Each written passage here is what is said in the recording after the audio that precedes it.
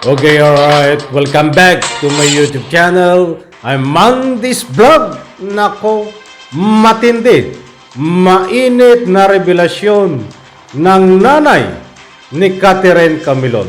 Sabi nga niya, buhay ang anak ko. Ayon po dito sa kanyang nanay at makakabalik ng buhay. Laman ng video na yan at marami pang iba ang ating tatalakayin. Naku po, nakakakilabot ang matinding revelasyon nitong nanay ni Catherine Camilon. Kung bago pa lang po kayo sa aking maliit pa na YouTube channel, inaanyayahan ko po kayo. Please subscribe, sabay-sabay po nating i-like ang video na ito kung nagustuhan nyo po. Ako'y muling nakikiusap mga kaibigan, kung pwede lang ho. Patapusin po nating panoorin ang kabuuan ng vlog na ito. At nang sa ganon, lubos po nating maunawan. Eto na, samahan niyo po ako panoorin mga kaibigan. Nung lumutang na yung mukha, pangalan ng police major na sinasabing siyang suspect, kumbinsido ba ang inyong pamilya na siya nga ang gumawa nito sa inyong anak? Wala na akong iba. Ano po ang inyong naging batayan para makumbinsi kayo na ito na nga? Dahil sa mga sinasabi sa mga sinasabi ho ng kaibigan niya at sa mga conversation nila na ipinapasa niya sa kanyang kaibigan, wala na akong iba. So kumbinsido ang pamilya ninyo na ang may kagagawan ng pagkawala ng inyong anak ay yung police major na sinasabi at inilutang na ng CIDG. Wala na akong iba. Okay. Nay, si Kat, ano ang talagang pangarap niya sa buhay na napag-uusapan ninyo, yung mga light moment ninyo bilang mag-ina, naglalambing sa inyo, gusto kong maging ganito. Ano yung pangarap niya sa kanyang sarili at sa inyo bilang pamilya? Si Kato, responsable ho talaga yan bilang anak. Sa simula ho, nagkatrabaho siya. Parang naging siyang breadwinner ho ng aming pamilya dahil yung ate ho niya medyo napatigil sa pagtatrabaho.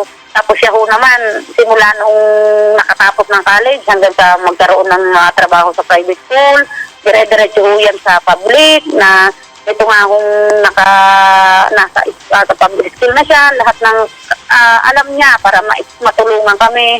Siya ho ang nagpaayos ng aming simpleng bahay na pag may pera siya galing sa sweldo, binibigyan niya ho ako kahit kaunti-kaunti. Basta pagdating ho sa buhay pamilya, responsable ho si Kat. Pero pagdating ho dito sa bagay na nangyaring ito, wala ho siyang nai-open sa amin kahit ano. Malambing ba siyang anak sa inyong mag-asawa, sa kanyang mga kapatid? Malambing ho alam ko ho sa kanya pag yung parang siya may wala sa mood, tahimik ho yan. Pero pag ho siya ay parang isip niya parang okay siya, siya ho ay daldal. Kwento siya ng kwento ng mga tungkol sa kanyang mga eskwela, kanyang mga estudyante, kukwento ho siya sa ate niya. Tapos kahit po sa akin, sasabihin niya, inay, tingnan mo yung mga eskwela ko, mga estudyante ko, magbibideo ho siya. Ulit-ulit niyang ipakikita sa amin. Ilang magkakapatid si Kat? Dalawa lang ho sila. Nung kanyang ate, bunso pa siya. Bunso ho siya. Napakasakit nito, inay, babae, bunso. Ang ganda ng bukas na nag-aantay sa kanya. Ang ganda ng kanyang mga pangarap sa sarili at sa inyo, biglang kinuha sa malagim na paraan na hanggang ngayon ay hindi pa ninyo nakikita. Kung siya'y nakikinig at siya'y buhay pa at siya'y may kapasidad pa na kayo'y marinig niya ng puso sa puso, ano ang gusto ninyong sabihin kay Catherine? Wala ho, anak, Catherine, Kat. Alam ko, ramdam ko sa puso ko na nandiyan ka. Alam kong hindi pa ito ang panahon para ikaw ay mawala sa amin. Basta maghihintay kami, hihintayin ka namin hanggang sa makabalik ka. At magsisimula ulit tayo ng mas maayos at magandang buhay. yung marami mong pangarap, yung marami mong sinasabi sa akin na ganito, ganyan ka. Ayan, gagawin uli natin sa pagbabalik mo. Mahal na mahal ka namin, anak. Gaano kahapdi, gaano kalungkot, kapait ang nararamdaman ninyo ngayon? Sa nararamdaman ko ngayon, talagang sobra kong sakit na yung luha ko, hindi ko na alam kung kailan siya lalaglag. Hindi ko na yun bang parang yung sakit na nararamdaman ko talagang pinaglalabanan ko dahil naasa ho ako na ang aming anak ay makakabalik ng ligtas sa tulong ho at awa ng Panginoong Diyos. Opo. Hanggat hindi ko nakikita ang aking anak na siya yan talaga, kung kahit meron ng mga ganyan na mga nababalita, alam ko sa puso kong buhay ang aking anak. Yun ho ang ipinananalangin ko at ipinagmamakaawa ko sa Panginoong Diyos. Opo. Buhay ho ang aking anak. Nay, ano ang gusto ninyong sabihin at iparating sa taong gumawa nito sa inyong anak? Alam kong nakikinig siya. Baka nga ho nasa Campo Crame sila ngayon, nakikinig at nanonood. Ano ang gusto ninyong sabihin mula sa iyo at mula sa inyong angkan? Sir, ako ho ito, kung sakali at maririnig niya, sa akin, noon pa ho, sinabi ko na sa mga nakakausap ko, ang mahalaga hula ang sa amin ay ang aming anak. Makita namin siya, makabalik siya sa amin dito, ligtas, buhay. Kung ano man ang naging sitwasyon niya, sa amin ho, sir, wala akong magiging problema. Yun ho lang ang po pwede kong maipaabot sa kung siya may nakikinig. Siguro nga, ika nga ako bilang ina. Siya, wala siyang kahirap-hirap sa aking anak. Pero siguro, dumating sila sa puntong baka nga minahal niya din ang aking anak. Binigyan niya ng halaga. Ngayon hui ang masasabi ko hulaang makita namin ang aming anak, makabalik siya, ligtas, buhay. Ako so ang problema. Wala akong magiging problema dahil sa lahat po ay ang mahalaga hulaang ay ang aming anak. Mahalaga hulaang ay makabalik siya ng ligtas, buhay. Hanggang kailan kayo maghihintay? At kung hindi ba dumating ang panahon na makaharap at maiharap sa inyo ng buhay ang inyong anak, kayo ba ay handang makipagsapalaran sa husgado? Opo. Hanggang kailan ninyo iintayin yung sinasabi ninyong maibalik sa inyo ng buhay? Ako ho ay araw-araw ho ako simula nung siya mawala. Hanggang sa ngayon ho mahigit ng 1 buwan siyang wala. Araw-araw ho ako, sir, umaasa na siya babalik. Hindi ko ho alam kung hanggang kailan. Pero hanggat hindi ho siya nakikita, naasa ho ako, nananalig ho ako sa Panginoong Diyos na siya ibabalik sa amin ang ligtas. At handa rin kayong lumaban para sa katarungan? Handa ko kaming lumaban. Kahit Kung pa... dadating sa punto na talaga yun ang kailangan, yun ho talaga, at hindi ho maipakita sa amin ng aming anak, handa ho kami. Kahit pa ang inyong kalaban ay isang police Okay, major alright. na sinasabi. Maliwanag po mga kaibigan dyan sa rolling ng video. Itong matindi, nakakakilabot na revelasyon ng nanay ni ni Catherine Camilon, mga kaibigan. Shout out at maraming salamat DCRH Sir Henry Uri. Maraming salamat po at ay pahintulot po ang paggamit ng inyong video clip. Yan pong napanood nyo ay actual interview ng nanay ni Catherine Camilon na talagang nakakakilabot. Isang nanay na umaasa ng kanyang anak ay babalik ng buhay, buhat sa kanyang puso at isipan ay laging sumasagi na buhay ang kanyang anak at babalik ng buhay. Ganon din po kami. Kami ho ay nakikisimpatiya. Kami ay nakikisimpatiya ho. Dito ho sa ika nga po'y pananaw ng kanyang nanay na in-interview diyan sa isang istasyon na babalik at buhay ang kanyang anak. Ganon din po ang aming pananaw. Beno mga kaibigan, sa puntong ito ay maliwanag ho yan na maraming anggulo. Subalit dito ho, kung pagbabatayan po natin ang video na ito, ay ang tinuturo talaga pong utak, mastermind, sa pagkawala ng kanyang anak ay pinangalanan niya nga itong isang major ng pulis.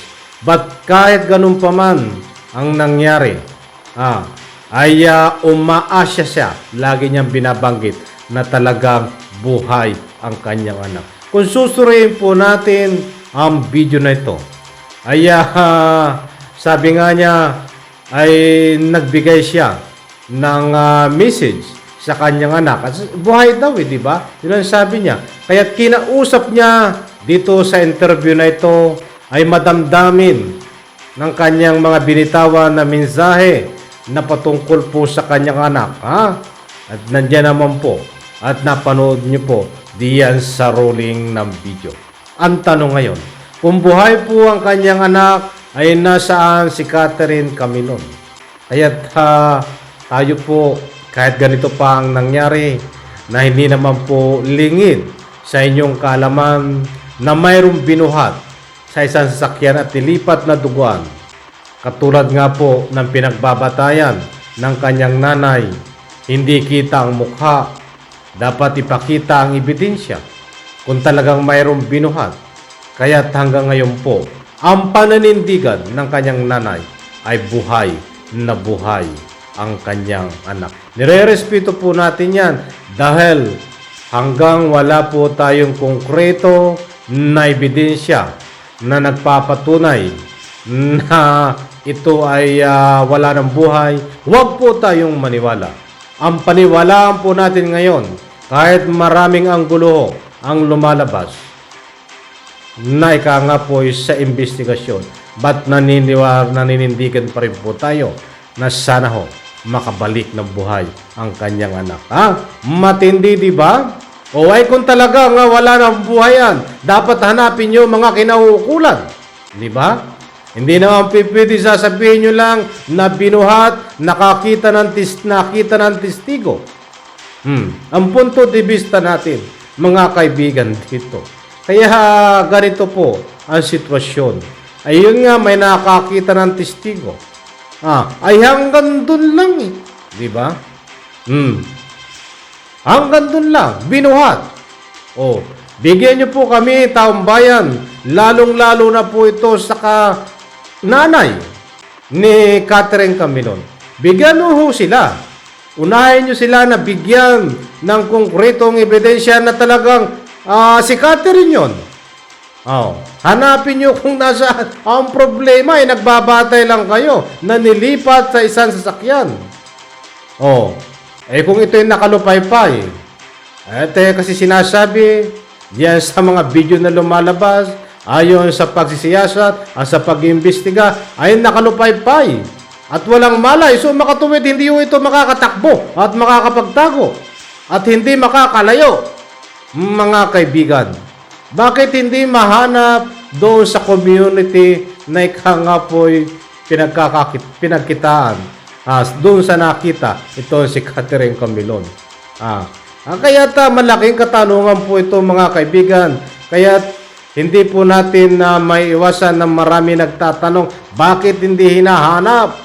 Baka ito hinahanap na. Mahirap makita ang ika nga po'y nagtatago, na ika nga ay nagtatago-taguan. Hindi natin sinasabi nagtatago si Catherine Camilon. Baka mayroon ditong nagtatago na kahit alam na ay ayaw pa rin ilantad. Dahil alam nyo naman, major ito. Major problem. Hindi pa major problem. Kasama na doon, major problem. Isang major, malaki po ang impluensya nito sa hanay ng kapulisan ho, mga kaibigan. Uulitin ko pong muli. Sa lahat ho ng sumubaybay sa Jubilee Case Galino, hanggang ngayon po, ang daming malaking katanungan. Hindi rin po nasolbang kaso. Huwag sana po magaya ito sa Jubilin Galino case, mga kaibigan. But anyway, hindi po natin topic. Napadaanan lang po natin. Yan po muna ating update. At ito po ay may parto. Full interview. Mas kahindik-hindik, nakakakilabot ang parto po nito na actual interview. Dito po sa nanay ni Catherine Camilon. Ang maliwanag lang po natin dito gustong ipunto ay nandiyan po sa uling ng video na siya ho ay umaasa na buhay ang kanyang anak mula sa kanyang puso at isipan na makakabalik po ng buhay. At ganun din po ako. Ako po ay nakikisimpatiya na ika nga po ang iyong anak ay makakabalik ng buhay. Maraming salamat diyan po sa comment section.